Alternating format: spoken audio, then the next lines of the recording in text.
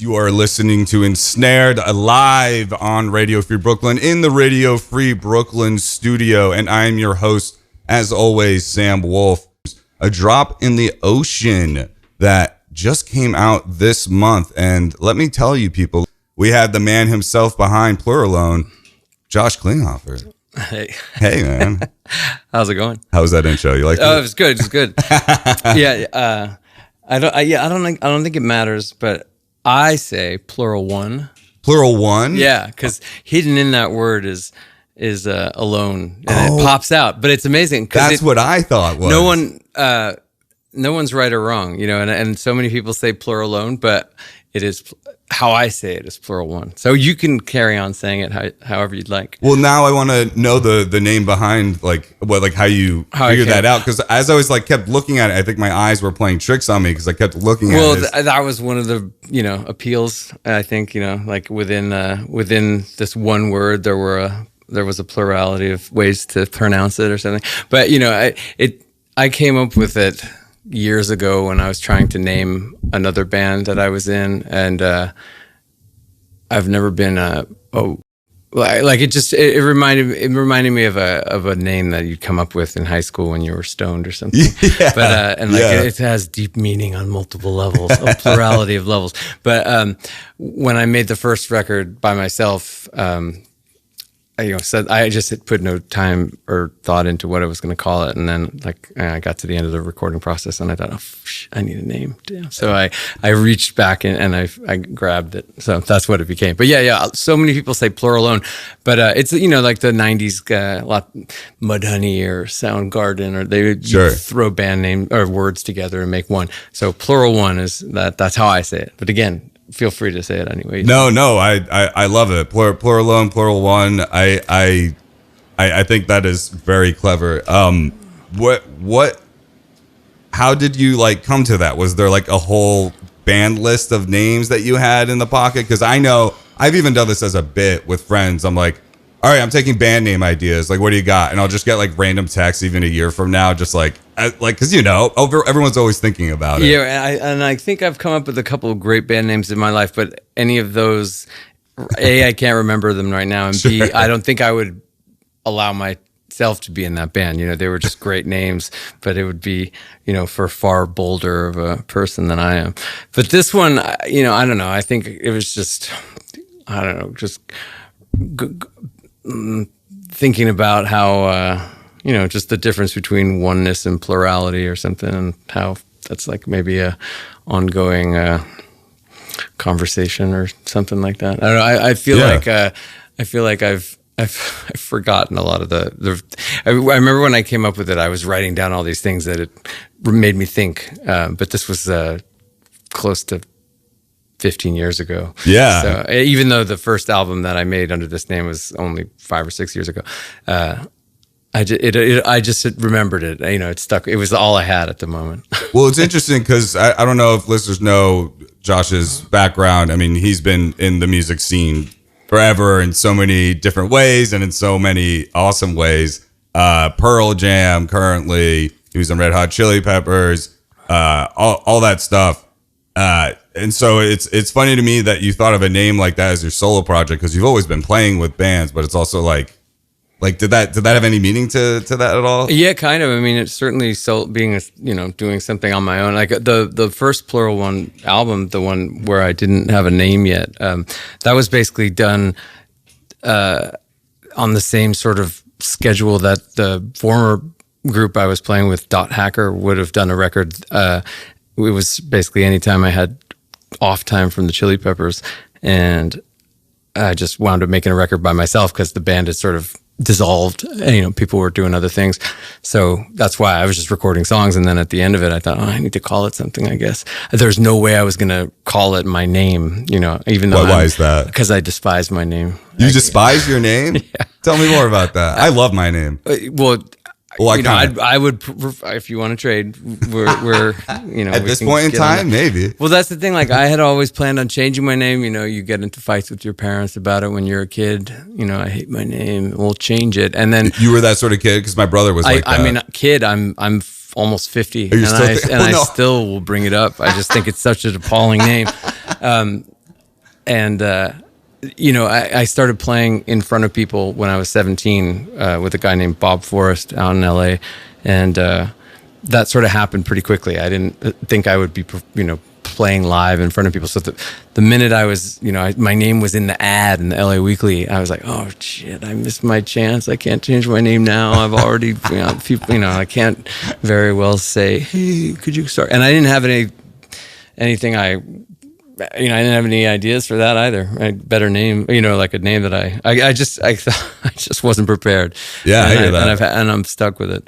But yeah, I don't know. It's just all I could say. It is one of the most honest things I could say about myself, because it's been since I was like 2 feet tall. Like when you first recognize yourself as autonomy. as that thing that they're calling you. Yeah, my thought was that's not a sexy person. That's not a star. That's a crazy thought to have as a kid. Yeah, I mean, it is, and I think it could ruin your life. Well, Klinghoffer, I feel like it's almost royal in the way it sounds. Yeah, I mean, was it the Josh part? It was mostly the Josh part, but the last name isn't great either. I mean, it's fine, but it's not. I don't think it's particularly. Again, like attractive sounding, but the first name is just appalling to me. I just think there's nothing sexy about that name. There's nothing cool about that name. I hear that. Sorry, apologies to anyone who shares it with me, who loves it. I'm happy for you if you do. Do you have a middle name? Adam. That's a good one. Yeah. Mine's Jacob, but my dad decided to spell it Jachob. Or or Jachub, I like to call it. Tell people. Are you a Samuel? Nope, just Sam. Okay, so see, I'm not Joshua either. I'm just Josh. So okay. All throughout, elementary school, they'd always call me Joshua, and I'd want to say, "Well, can you swear?" Yeah, of course. Yeah. Yeah. Where do you see that written? But I like I said, I didn't have any good backup, so I was totally unprepared for the name change. Yeah, no, that must be a crazy way to kind of, because some people change their artist names so a sort of semi-pseudonym of their first name and like different last name or something like that. Yeah. But you had no choice at that point. You were published in a magazine. Yeah, I mean, I could have done it at any point. But it's just, there was something too contrived about it. I guess I felt like I was stuck with it. Maybe it was just more like maybe one of my goals or one of the missions in life for me was to learn how to stop being such an immature brat about it and just accept what is, Well, I mean, it doesn't seem like you have yet.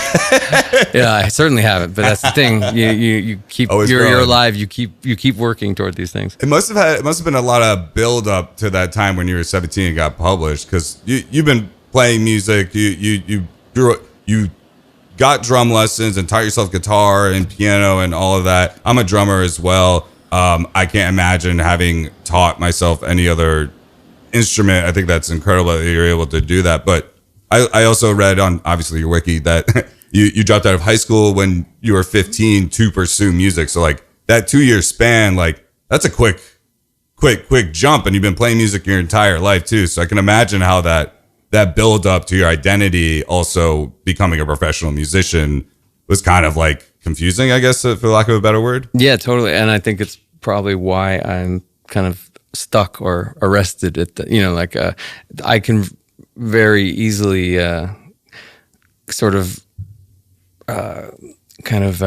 what's the word I'm looking for? I can very easily sort of feel how I felt or relate. That's it. Relate to the 17, 18-year-old who was first starting to play out in LA. And because of the whole mission at sort of 15 when I left school was to, that's when I started teaching myself guitar. And that's when you started teaching yourself guitar. Yeah. You were only drums before? Yeah. That's incredible. Yeah, 14 or 15. Like 15 is when I left school, and that's when I really spent a bulk of the time. But I think I already was strumming it a bit before then. Sure, playing 14, around 15. With it. But 15 was when I was really getting more serious about it. And then 17 is when I did it publicly. So, in that span of time, which felt like an eternity when you're younger like that. God. But, from then on, like starting to play with that guy, Bob, we had a band called The Bicycle Thief, or made a record called The Bicycle Thief. And, I feel like once I stopped playing with him, I was in the beginning of my 20s, and then my 20s, I just kept having these incredible opportunities to play with these amazing people, one after another, all people that I liked, loved and respected. And next thing you know, I was 30, and I think I basically joined the Chili Peppers when I was around my 30th birthday, like 9 days after that. What was that like? I mean, that's such a crazy career. It was crazy. Yeah. I mean, I can't imagine, because you go through the 2 years between 15 and 17, like feel like an eternity. Then you're in it. And then like, I'm 30. You're 30? Yeah, I'm 30. But like, why? What do you think? No, you just seem more worldly. Maybe it's your incredible radio voice. You have a great radio voice. Don't flirt with me now. That's not to, normally if someone has a great radio voice, quote unquote, it means they're unattractive. I know. That's not what I mean. I mean, you have a very commanding voice. So I think I'm a guest. You said you're part of this great endeavor here, Radio Free Brooklyn. So I think in my mind, I instantly you seem older than me and more mature. Well, but that comes from being someone who was always the youngest one around. Sure. I played with people who were 20 years older than me. Often still do, but now I'm 46, which is crazy. But as I was just saying, to me, my life has kind of been the same since I was 17, 18. I mean, certain things have changed, but I'm basically doing the same thing. I'm basically just playing and playing music, man. Yeah. Yeah. I mean, I feel the same way in terms of, I feel like my voice is the only cause for you thinking I have worldly experience, but, you actually having the professional musician experience as someone that plays around in this city and doesn't go on tour much at all, really, or hasn't. I'm just it's an honor to have you here in the Radio Free Brooklyn studio. No, it's an honor for me to be here. Thank you. I just love radio, the word radio, the whole, anyone who's doing radio, anyone who's keeping radio going. I love it. Yeah, I mean, we obviously have FM, AM. I also work at Sirius XM as my 9 to 5 and stuff too. You got satellite and now you have internet radio now. We can fucking curse. We don't have to care about anything that we need to abide by. So your life revolves around radio. It's kind of around. I mean, I'm in the sales department. It's not like I'm in production and stuff like that. But I like this because I can do what I want to do. I'm not necessarily, this is a nonprofit community, which is amazing, and that we can offer this to people that just love radio and just are interested in it and just want to be a part of the community. But I didn't do college radio because I had to abide by those FCC rules. We had to take a test. I failed the test. Oh, really? How'd you fail? Is it like the driving? It was a paper written test. Yeah. Do you know what you got wrong? Probably I don't know. Probably, I don't even remember. What is the FCC? It was for my school specifically. I've asked other people that they didn't have that there, but you only can curse 3 times. Knowing the way my mom raised me, I curse all the fucking time. So it's I just am you have internet radio, which has bloomed and blossomed into the city. There's so many different internet radio stations. And people listen, and it's got a... Yeah, I mean, it's you can listen across the world. You can listen anywhere that you can have internet, really, at any point. You can also listen to the archived episodes. I mean, from not only college radio, but internet radio has really taken storm, and just whether it is DJ stuff, locally in the city. I mean, about the lot radio? Mm-mm. Lot radio turns, I forget the guy who started it, but he knew Tom, who's one of the co-founders of this station. But it's mainly focused on DJ sets and stuff, but they have a literal lot by McCarran Park in Williamsburg where people just spin a set half the size of the studio, and then there's some picnic tables, and they're streaming the live whole thing. It's become a whole international thing, and just start from internet radio. That's incredible. It's really cool. I mean, everyone has instant access to everything now. Every single thing you can ever want or imagine, music wise or radio from all over the world. And so when struggling for what to listen to, you could get a bit stuck. Yeah. So, these kind of radio stations or, organized groups or, just even a DJ playing records that you trust, I feel like that's what keeps things moving. That's what keeps like a community together, and I love it. I mean, I should listen to more of it. I mean, you should have. I mean, like, I should do so many things too. Yeah. I mean, it's also, you don't know until you know. My brother was just suggesting audiobooks to me. Well, and I was like, I mean, oh, right, that sounds easier than reading a book. You know what I mean? Like, I love radio so much. I love the idea of it. It's just so hard for me to access that in the moment. What should I do with my attention right now? But I should. There's so much of this all over the world, all over the country. A friend of mine has a radio show.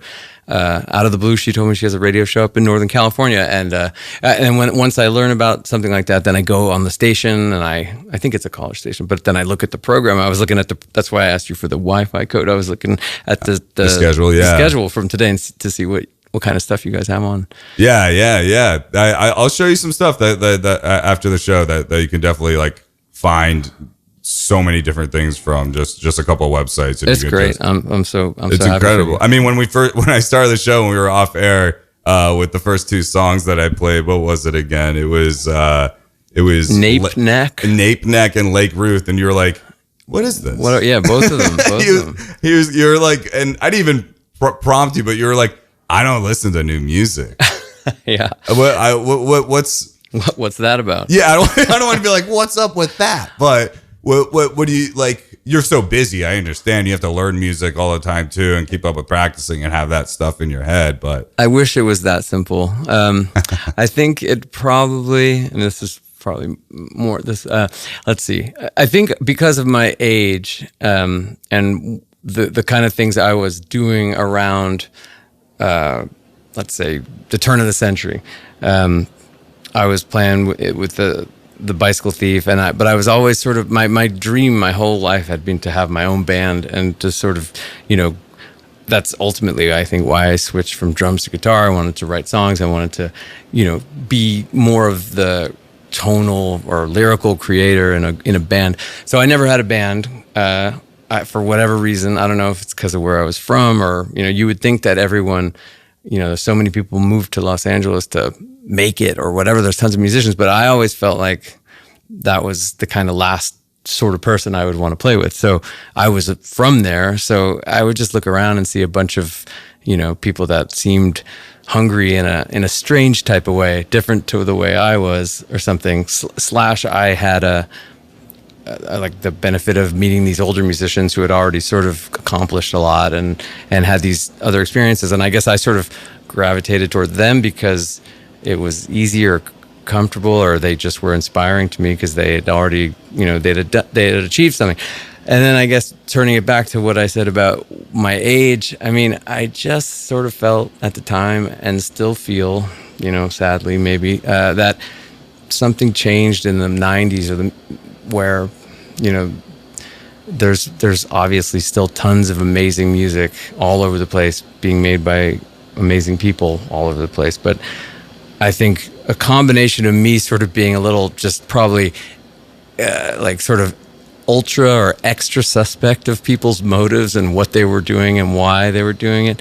In the 90s, yeah, or the 90s, around the turn or around early 2000s, and just sort of feeling at that point like I don't. There's nothing I hear that sounds new to me. There's every single thing, and this not necessarily a bad thing. You can reference things. That's all any of us do, really. But it just. I was never moved to care about what these people were saying, or the people that were my contemporaries, or I just sort of, because I always felt like I know what you were listening to when you were a kid. I know what you liked. I know why you're doing this, and it's funny to me to. I don't care what you have to say. I don't care whatever your experience is. I know when you were born. So it's like, and and this is being terribly general and terribly snobby probably, but I totally relate to that though. Okay. Yeah. And like in both of those things you played, I think sounded great. I told you, I think the Lake Ruth reminded me of Broadcast, so I'll check them out for sure. I love Broadcast. But I just, I guess at this point, considering the fact that everything almost everything seems like it's being done or being accomplished, there's got to be a real draw for me to the person who's making the music. And I think this is probably small part of a larger, scarier cultural conversation about our inability to really and truly innovate these days. Like if you listen to, there's a lot of music, or like there's a lot of music. And like, but things that I still think of as kind of on the forefront of, the modernity in music, like certain kinds of electronic music, or certain sounds that you were hearing in hip hop. Or even in rock music, if you listen to stuff now, it's like, oh, right, that sounds great. It also sounds exactly like shit from 30 years ago. Literally. And back when I was growing up in the 90s, I guess, when you rolled the clocks back 30 years, you arrived at the Beatles, and like they sounded different every couple of weeks. They were innovating so fast, and every session they went and did some song that was kind of, and of course that's you can never expect the 90s to be the 60s, but it's just, like I said, a bigger. You weren't finding that in LA. No, certainly not. But I mean, I wasn't. But it's a larger conversation, I think, about technology and how the culture kind of interacts with it, and and then economics and commerce, and what artists are able to allow themselves to do, or what the market allows themselves to do. And I feel like it's a scary time when you've got 30 years of art or music, and you've 30 years of songs that people have written, and it basically there's nothing that you could point to nowadays that I feel like you couldn't point to something in the 90s and be like, it sounds like just like that, or and just maybe because I'm from then, I'll reach for the stuff I'm more familiar with over the thing that sounds basically the same.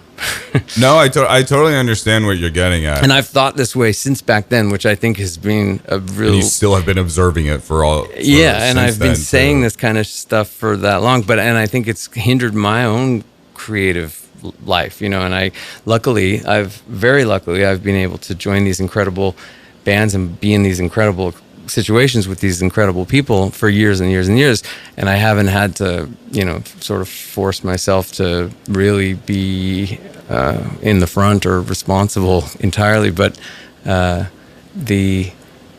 think when writing my own songs or singing them, or the idea of performing them live, I'm constantly judging myself and thinking like, what are you doing? Like, what are you offering anything that new and exciting or interesting? And I guess I convinced myself momentarily that I am, and that's what allows me to finish stuff and release it and stuff. But I think this general sort of assumption that most people are kind of like, I don't know. It's all some recycled stuff. It's been hard. It's been hard for me to get past myself. That's such an interesting way to relate to yourself. I mean, like that's like in looking outside in sort of thing, because I get that feeling. I'm someone that's just trying to start writing music now and struggling to, because I feel the same exact way. So I totally get that feeling. How do you?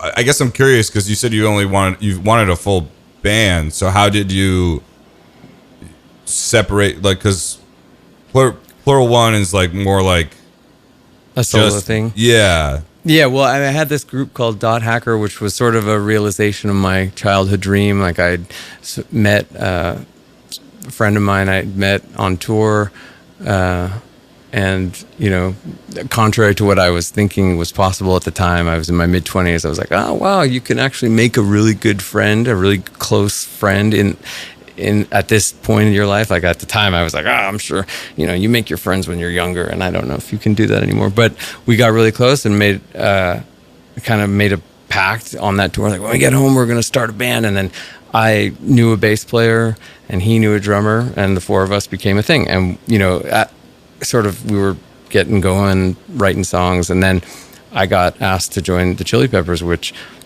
I would have never seen coming, but I could have I never could have turned down the opportunity to see if that was worth pursuing. You know, at the beginning, I was sort of like, okay, I'd love to try this, and but I wasn't sure at all if it would work or be a viable, union, me and them. So it worked. It worked for a while.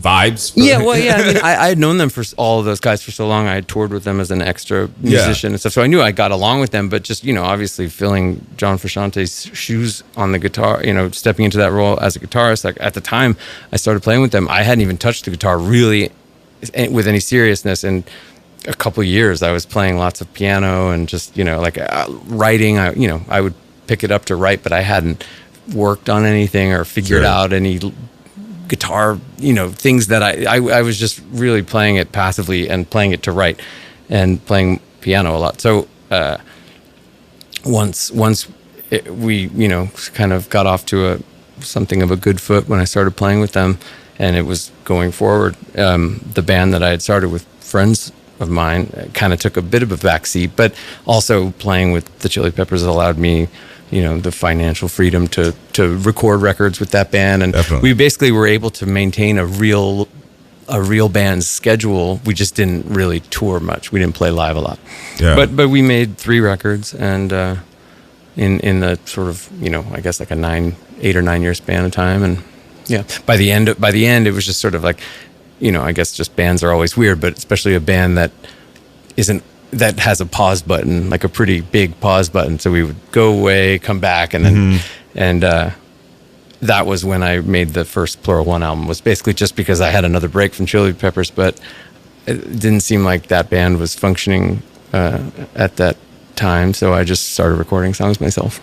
That's awesome. You still had that outlet, and you could kind of like you said, get over yourself and. Yeah, I mean, I love writing songs, and I love, I love creating. I love doing that. It's just, and I think anything I said a couple minutes ago, maybe it's worth considering stuff like that just because of the way the world is now and how much stuff there is out there. But if it should only inspire one to reach for higher, or have higher standards or reach for higher goals. I don't think it should discourage anyone. And I think for me, it's been a struggle having those opinions and having those kind of conversations with myself. But if anything, it's kind of, if it's done, the biggest thing it's done is just inspired me to work harder and harder and harder and harder. Yeah, I mean, you have had such a career and still have a career. There's so many questions I want to ask about your career. Okay, I'll keep my answer shorter. No, you're good. I'm loving the flow of what we're really getting at, because I had a similar conversation with my guests last week. I had like 3 guests on, these artists, Franny Menace, Dolores, and Jana Jameson. They played at Baby's All Right. Jana Jameson? Jana Jameson. Okay. Yeah. I know. I was pretty sure you didn't say Jana Jameson. Yeah.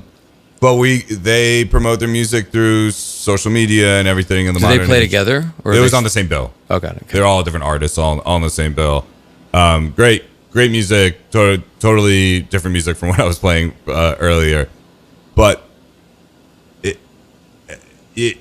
everyone is pushing themselves harder, but it's also like, we weren't talking about this specifically, but there's so much music now. Like we were saying before, there's there's no really block for anyone to pitch their music outside comparatively to when you were making music, starting to play music in the 90s and stuff. Like, there's no barrier to entry is what I'm trying to say. Right, yeah. So you can just put your stuff out there and see the instant reaction and stuff like that too. And because of that, and because of someone that has played around the city a bunch and has just been on bands with, frankly, some really bad bands on the bill. like I don't want to be mean, and I don't want to discourage or put anyone out and saying like you shouldn't try art and you shouldn't do that, but it was like, whoa, so with that being said, it's just, it's hard not to look in when you see that on the outside. Yeah. And you yourself are still putting that higher bar to set, just almost as a reflection of those other people, and that the amount of those people are just everywhere now. At least it's led to great music and led to so many cool artists and stuff like that. but you only see those, you know? Yeah, I mean, in the early 90s, when I was the perfect age for this stuff to kind of resonate with and be the, you know, this magical or mystifying,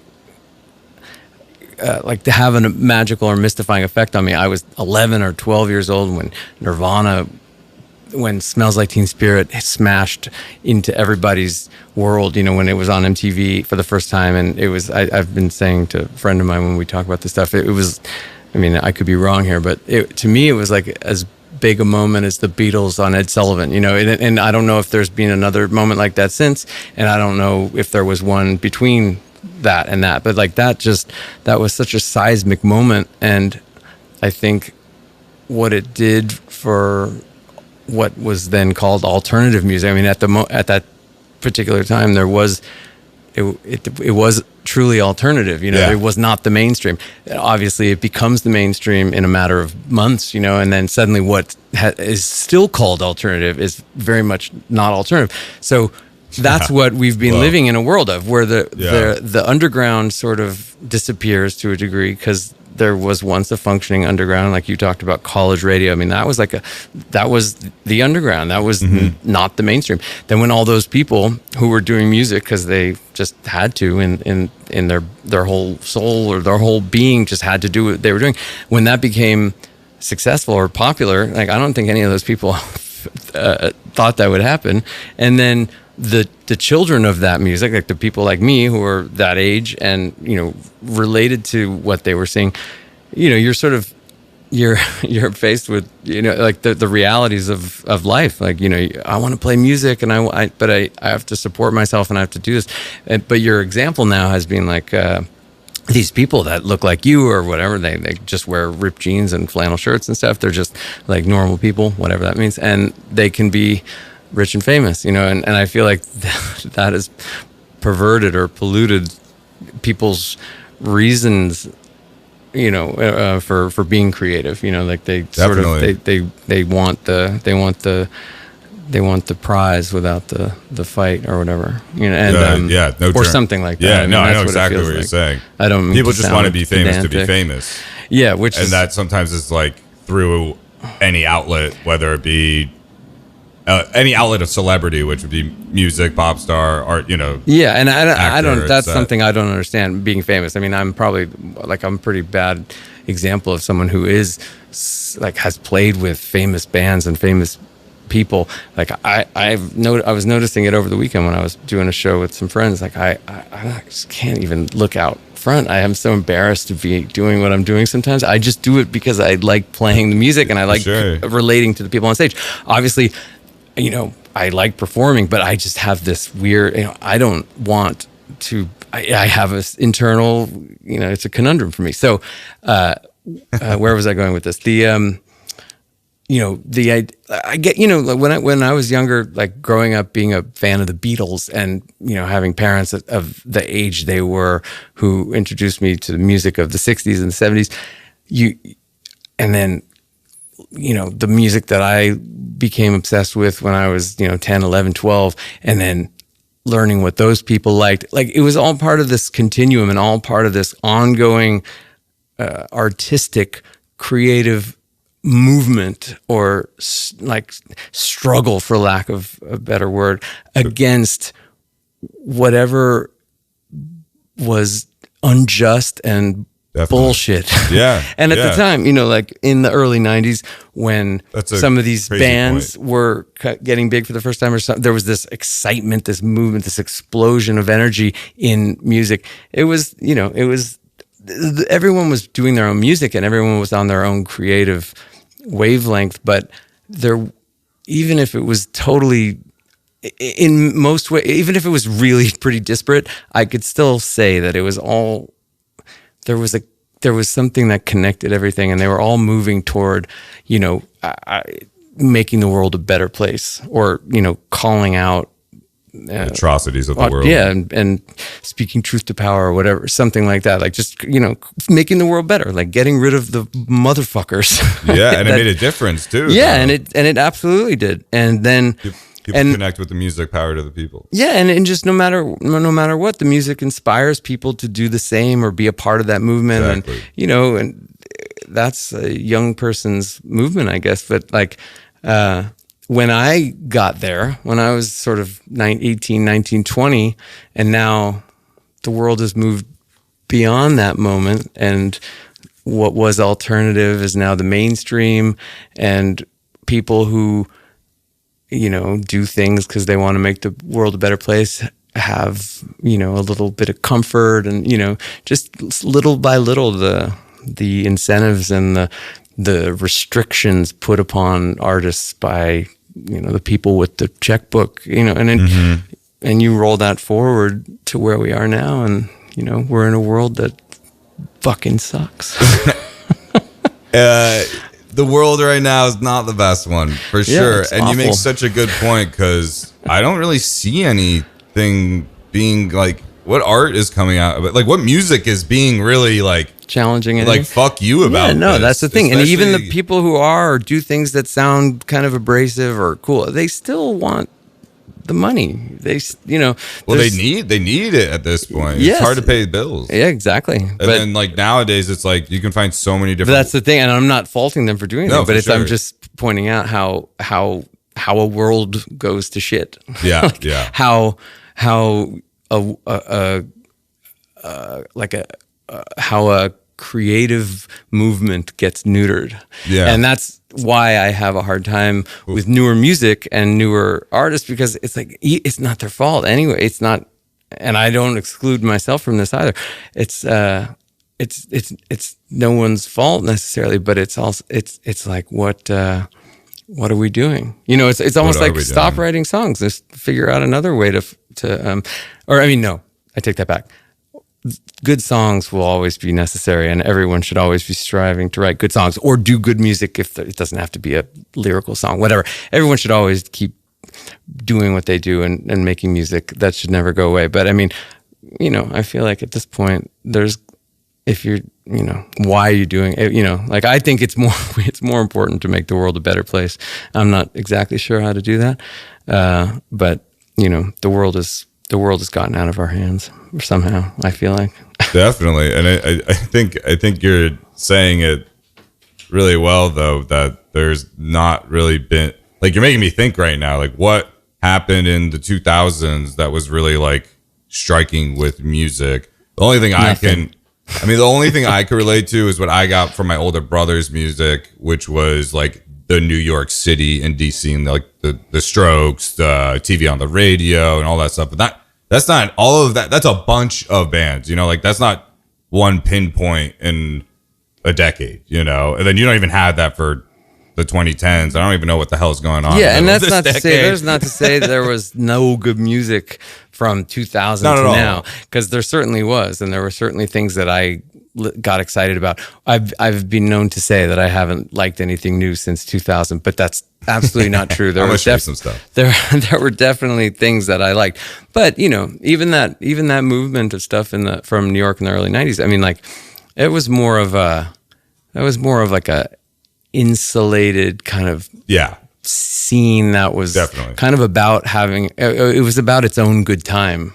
Yeah. And I feel like a lot of those bands or a lot of those artists or a lot of the general thing that I saw coming from that scene was like some of the attitude of the bands that came before them that some of those people liked, but it was also sort of like, well, you don't have to be doing this if you don't want, it's like, so good on them. They all got, A lot of them stopped too. and they all got a lot of them have, some of them are still around. I think the Strokes are back now, but like, I don't know ultimately what any of that music did for the world. Yeah. And I remember seeing the Strokes at the Troubadour in LA, like before their first record came out, because I think there was some weird holdup with it because of the artwork and 9/11 and something. So I remember when I saw them, and I thought, this is a great band. It's great. They have a great energy. But at the end of the day, I felt like the songs sort of they're good songs, but it sounded like stuff from the past. Yeah. No, you're making me rethink about music a little bit now too. I mean, the only like I still grew up with the Beatles, you know? Yeah, which is great. And I feel like everybody should, you know, everybody should. I mean, that's they're the best, lasting and a pinnacle point. I mean, like not everyone's going to say like they listen to like Presley, you know what I mean? Like, or like what I'm just thinking. I mean, the Beatles sort of wrote the book, you know, it's exactly. like they did it first. They were, you know, obviously they were influenced by all the American music and the blues music and the R&B music from the US, but they were kind of on that scale or on that level. They were the first, you know, rock band, and all four of them had these, you know, enormous personalities and these very, you know, particular characters that they were just as, because that's who they were, you know, it was all of it seemed very honest, no matter what, like, because at least I wasn't there when they were doing it, but still 30 years after, to me, it seemed like they were just being themselves, you know, and dealing with whatever mania and craziness the world was throwing at them. Yeah. And do you think we've kind of lost a sense of authenticity in this day of age? Well, you mean in everything, or in music, or let's do music. Well, I mean, I think in a sense, all the shit I've said over the last little while is points to that. But yeah, I mean, like, you know, I don't even know what authentic is really. I mean, I think that's someone's own personal, you know, conversation to have with themselves and why they're doing what they do, or if they, you know, often I guess that's what I'm constantly obsessing about. You're constantly trying to find that journey. It doesn't seem like you know where, like, you've just been playing music. You've been doing what you love. You've been playing, performing, writing. It just seems innate with you, right? Well, kind of, but I mean, you know, it's like I still, like, every time I release music, or like this record here, you know, I've worked on it. This one for a multitude of reasons took me a couple years to finish, because usually I would start a record and then maybe go out of town on tour and then come back and finish it. This time with this album, I started it in 2022, went on tour, came back thinking I'd finish it, and just felt like I wasn't getting anywhere. So then I went on tour again, and then it took three attempts to, you know, really get it into shape. And then I put it out. So obviously your tastes and your attitudes about the world and the world itself changes a lot over the course of that much time. So, you know, I'm releasing this now, this kind of more acoustic based album of songs, just some person singing songs. But, you know, like, I feel like, you know, it's like at the moment, it's kind of, you know, I would almost lump it in with all the stuff I'm talking about. Like, who needs that? But I'm joking. But like half the time, though, that's what I'm telling myself. Like, you know, I'm always trying to, you know, I'm always pushing myself to be uncomfortable and to do stuff that you know, a part of me feels like the music I release is a little lazy, because it is just my attempt at, you know, it's me writing songs, sounding like the stuff that I like, you know, the Beatles ultimately, or Elliott Smith, or all these things that I love, you know, and I feel like I'm proud of it, and I love writing these songs, and for me, writing lyrics that are more clear and singing more clearly and trying to write lyrics that resonate with people. Like, that's always what I'm working on and what I want to do more of. But then at the same time, I feel like I'm not really pushing myself harder to make more, I don't know, something more interesting, or something, whatever that means. I don't know. It's you know, interesting to you, interesting to the listener. Yeah, I mean, you could go down a rabbit hole of all that stuff. Yeah, I mean, the artist, an obnoxious mind. yeah. That's I think better than what I was going to say. Yeah, I mean, I think, you know, like, any of the things that I'm saying that sound negative or anything like that is not meant. I don't think any of it was negative at all. I think you're, like, I asked if you feel like we lost authenticity, because that's what I was really talking about in my last week's broadcast, is just like being authentic in this day and age, and I don't know.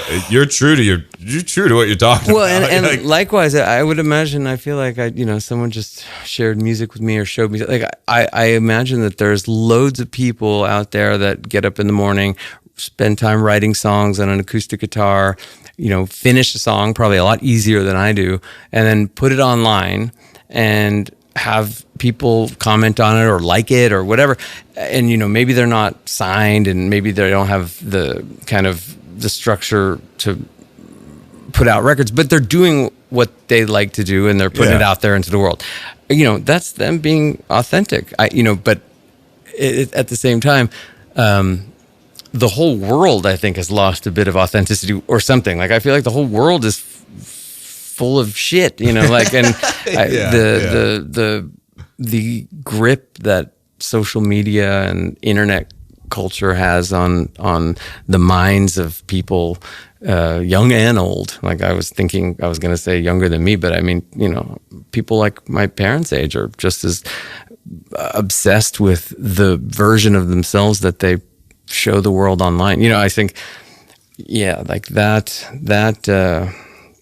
So yeah, I think in a broad sense, we have lost a bit of authenticity. I mean, we've lost truth. We've lost, often I think we've lost, the ability to feel anything for other people. But actually, that's not true. I know that's not true. If you go out on the street and you talk to people and you connect as a human being, as humans have done since they showed up, I think it still exists. But most of us kind of communicate through these devices or online or whatever. So yeah, I mean, I think that's pretty weird and inauthentic. But I think the ability to communicate with other people is still it's innate in a lot of ways. But I worry that going forward, it will be less and less innate as we do it less and less. As the iPad kids get older and older, it's definitely going to get less and less. I hope those iPad kids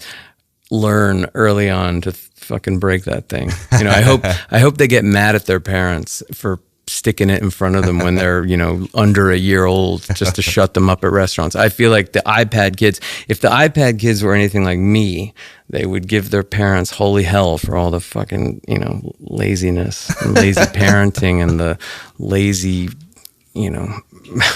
everything. Well, I still have hope in the world for what will come with music. I think something's ready to emerge. I think we're ready for it. We certainly are ready for it. I still have hope in the world, period, because that's why I'm definitely got out of bed today. But it is, I think, what is it? What's the phrase? You act like a pessimist, but you I don't know, something like that. I speak pessimistically, but I can't help but be I can't help but be optimistic. Something good has got to come. In these trying times, I am hoping that something like the Beatles comes out. That's all. That's all I want. I think that'll change the world. Music can change the world. Yes. Yeah. We're literally about to wrap up here. This has been an amazing conversation. Yeah, it has. Thank you so much for having me here. Some of the questions I wanted to get into, but I really enjoyed this chat way more. This was like very, very fun. I'm in town for another couple of days if you want to get together again. Hell yeah. Yeah, we could definitely do that. Yeah. Listeners, Josh Klinghoffer here on Ensnared, streamed in the Radio Free Brooklyn studio, live in the Radio Free Brooklyn studio. A Drop in the Ocean came out June 12th, Plural One. Check it out. Thanks again. Yeah, no, thank you. And thank anyone who's listening. Thank you so much.